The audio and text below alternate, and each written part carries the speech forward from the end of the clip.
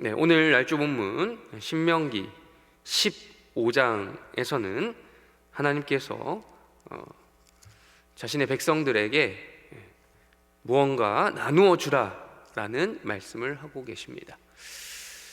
신명기라고 하는 이 책 이름 자체가 신명, 다시 신에 명령하다 할 때 명령, 명자를 써가지고 다시 명령한, 그러니까 하나님께서 창세기, 출애굽기, 레위기, 민수기 이 앞에서 이미 말씀하셨던 율법이죠. 율법에 대한 내용을 다시 한번 강조하기 위해서 똑같은 말을 반복하는 내용들이 많이 기록되어 있는 것이 바로 그래서 신명기입니다. 그래서 하나님께서 이미 15장 시작할 때 1절 눈으로 보시면 매칠년이라고 하는 말이 나오죠. 매칠년이 무엇을 이야기하는 것입니까? 이게 안식년을 이야기하는 거거든요. 안식년의 법이 지금 여기 처음 나온 게 아니에요. 안식년과 관련된 법이 여기 처음 나온 것이 아니라 이미 앞서서 나왔는데 다시 한번 하나님께서 안식년 법에 대해서 보충 설명을 하고 계신다라고 볼 수 있는 겁니다. 그래서 우리가 읽진 않았지만 1절부터 15장 1절부터 6절까지 보면 안식년에 어떤 법이 또 추가가 되는가, 단순히 쉬게 하는 것만이 안식년의 법이 아니라 무엇까지 쉬냐?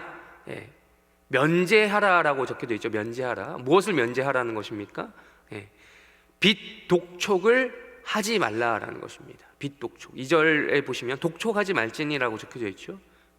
독촉하지 말지니 하나님이 이것을 위해서 면제를 선포하였다라고 이야기하고 있습니다.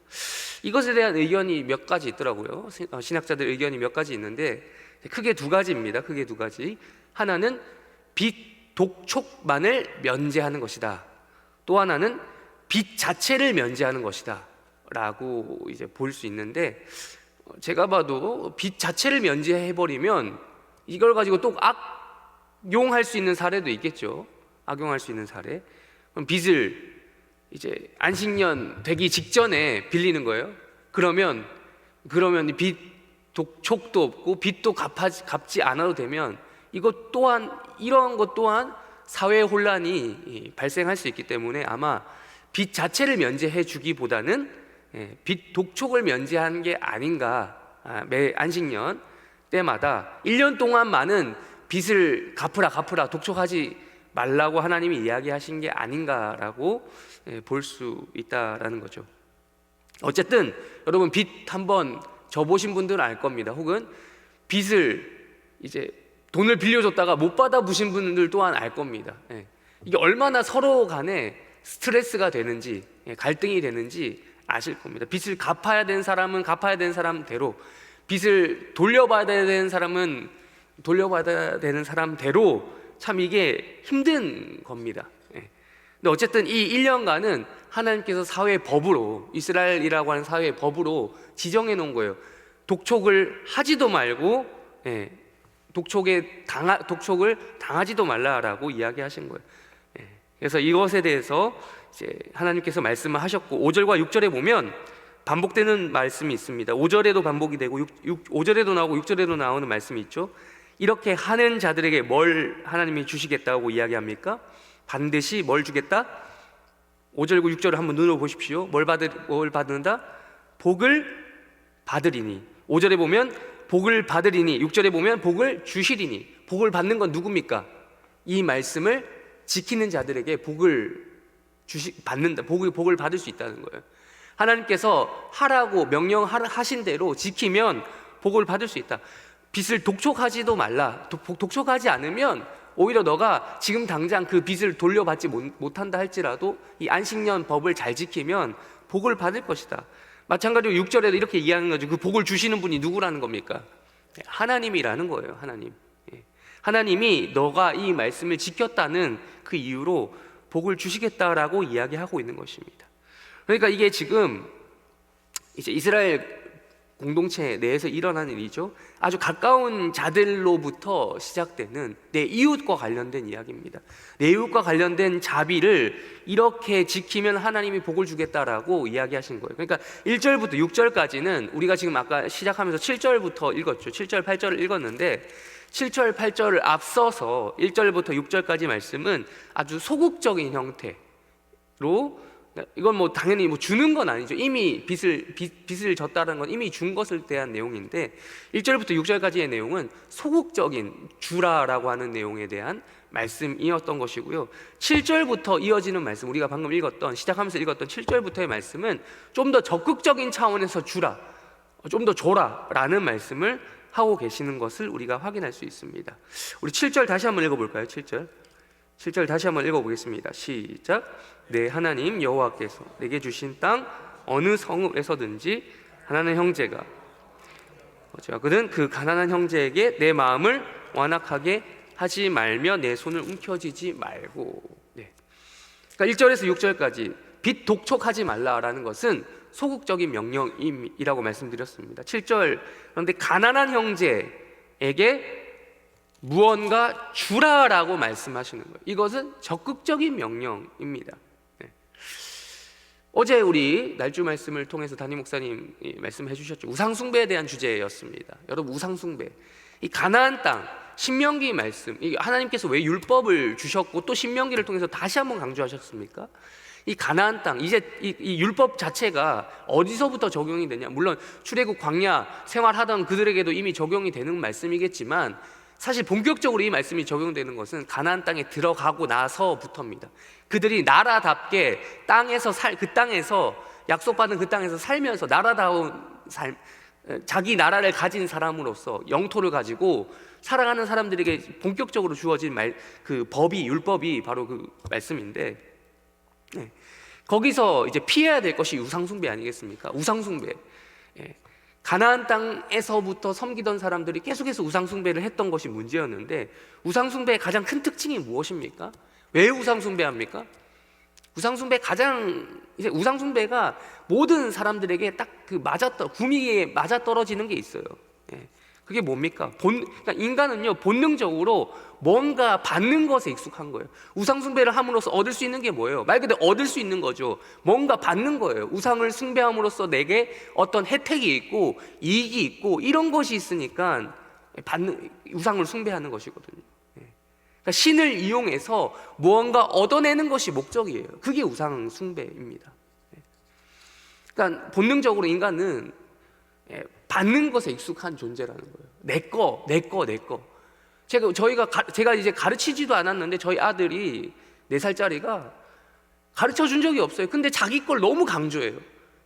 그래서 집에서는 뭐 너가 돌아다니면서 뭐 과자 받아내라, 우리는 과자 사줄 돈이 없으니 뭐 그런 적이 없거든요. 근데 돌아다니면서 과자 받는 재미가 생기더니 계속해서 돌아다니면서 과자를 받으려고 해요. 저희는 가르쳐 준 적이 없습니다. 오히려 줘야 된다, 나눠줘야 된다 했는데 그거는 귀등으로 들어요. 그러니까 이게 인간이 본성적으로 이제 받는 것에 익숙한 존재예요. 그러니까 주는다라고 하는 것은 이 본성에 반대되는 행위인 거죠. 본성을 거스른 행위가 인간이 뭔가 나누어 주는 행위라는 것입니다. 받는 거 싫어하는 사람 없거든요. 그렇습니다. 그런데 하나님께서 왜 이 우상 숭배를 하지 말라라고 하셨던 것입니까? 물론 그 우상 자체가 허상인 것도 있지만 하나님께서는 그들이 하나님을 통해서 또 받게 될 복도 있습니다. 아까 말씀드렸죠. 복을 받으리니, 말씀을 지키면 복을 받습니다. 그런데 복을 받는 것에서 그치는 것이 아니라 뭐 하라는 것입니까? 소극적으로 받는 것에 끝나는 것이 아니라 그 복을 나누어 주라라고 하는 것입니다. 그래서 7절 말씀에서 이렇게 얘기하죠. 특별히 나누어 줄 대상이 누굽니까? 가난한 형제입니다. 당연히 가난하지 않으면 받을 필요가 없겠죠. 나누어 줄 이유가 없겠죠. 그런데 7절에 말씀하고 있죠. 내게 주신 땅 어느 성읍에서든지, 하나님께서 자신에게 주신 땅이 있습니다. 우리 모두에게 주어진 땅이 있어요. 이스라엘 백성들에게도 각자 자기가 살아갈 그 지파가 있고 그 지파 땅이 있겠죠. 뭐 르우벤 지파면 르우벤 지파의 그 땅이 있겠고, 뭐 유다 지파면 유다 지파 나름대로의 땅이 있겠죠. 그리고 자기가 살아갈 그 성읍이 있겠죠. 그 성읍, 우리에게는 나의 가정이라고 하는 성읍이 있는 것이고, 나에게는 또한 해림교회라고 하는 성읍이 있는 것이고, 나에게는 어떤 다니는 직장이나 사업장 이런 것이 자신의 성읍일 수 있겠고, 또 우리에게는 또 대한민국이라고 하는 성읍을 주신 겁니다. 또 이 하남이라고 하는, 강동이라고 하는 또 성읍을 주신 것이고요. 근데 우리에게 이런 것, 어디서든지 어느 성읍에서든지 다 누가 함께 거주한다라는 것이에요? 가난한 형제가 거주한다라는 것이에요. 그 가난한 형제에게 내 마음을 뭐 하지 말라는 것입니까? 완악하게 하지 말라, 나누어 주라는 겁니다. 여러분, 우리가 이 해림교회가 참 커서 좋은 교회입니다. 크기 때문에 좋은 교회가 맞습니다만, 여러분, 규모의 경제라는 말 들어보셨습니까? 규모의 경제.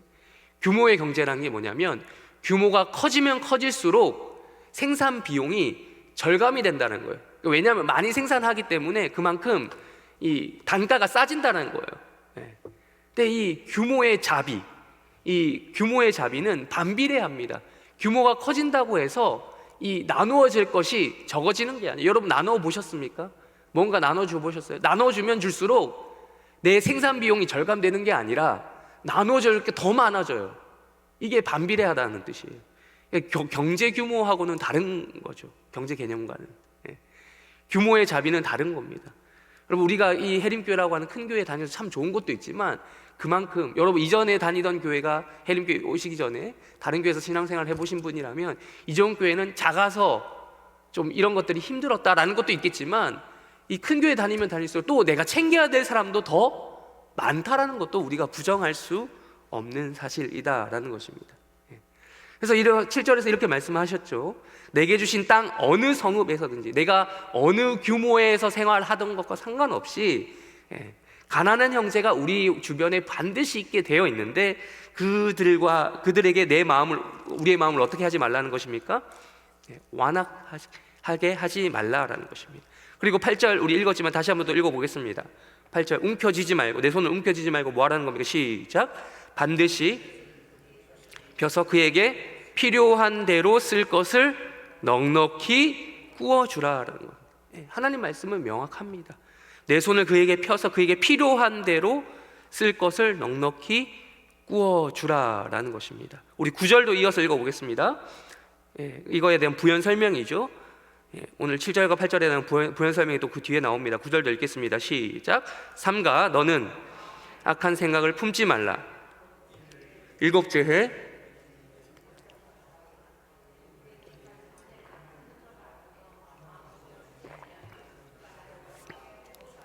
그것이 내게 죄가 되리라. 안 구워주면 하나님이 뭐라고 얘기하십니까? 해주면 복을 주겠다라는 말씀도 하셨지만, 안 하면 뭐가 된다고요?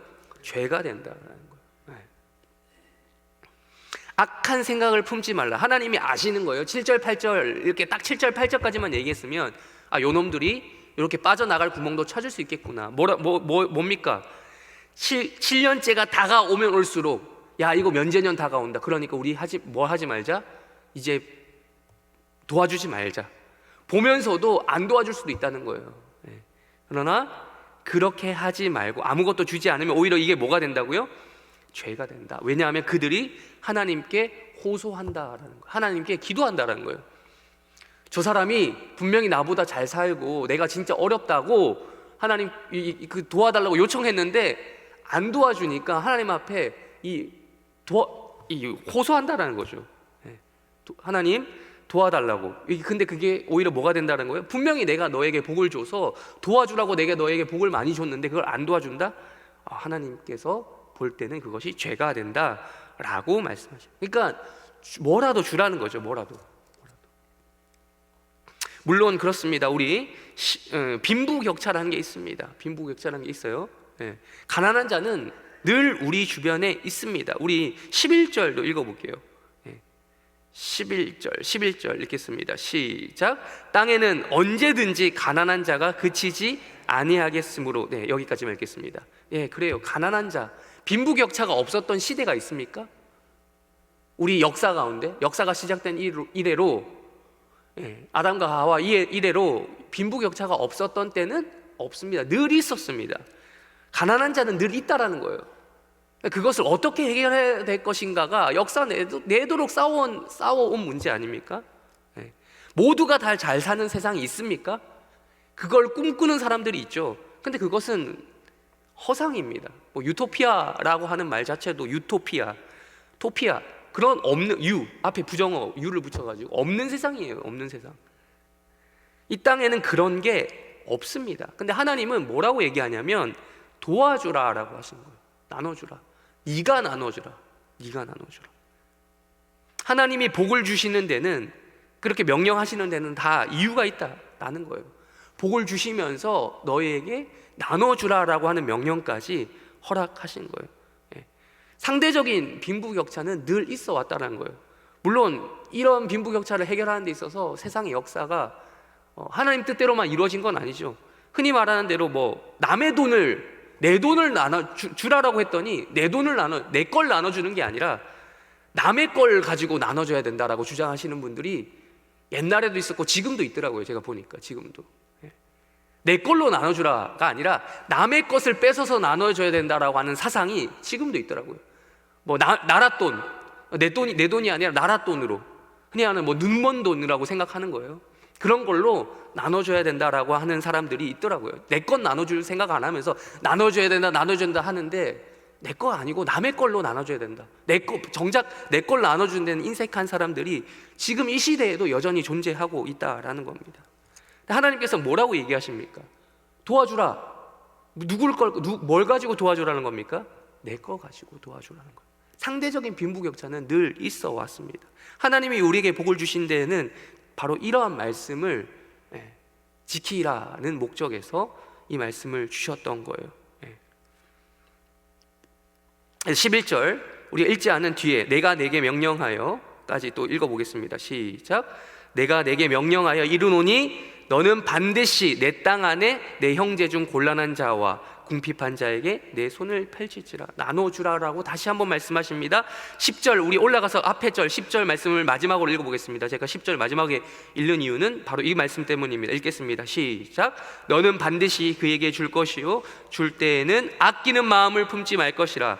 이로 말미암아 내 하나님 여호와께서 내가 하는 모든 일과 내 손이 닿는 모든 일에 내게 복을 주시리라. 아멘. 복을 주시리라. 하나님께서 다시 한번 약속하셨습니다. 이 말씀을 믿으시길 주님의 이름으로 축원합니다. 물론 나보다도 더 잘 사는 사람들이 주변에 많이 있죠. 근데 그들만큼 하라는 게 아닙니다. 하나님이 우리의 사정을 몰라서 이런 말씀을 하시는 게 아니라 우리의 형편에 맞게, 우리의 삶이 파탄날 정도로 나눠주라는 게 아니에요. 함부로 빚 보증을 서라는 게 아닙니다.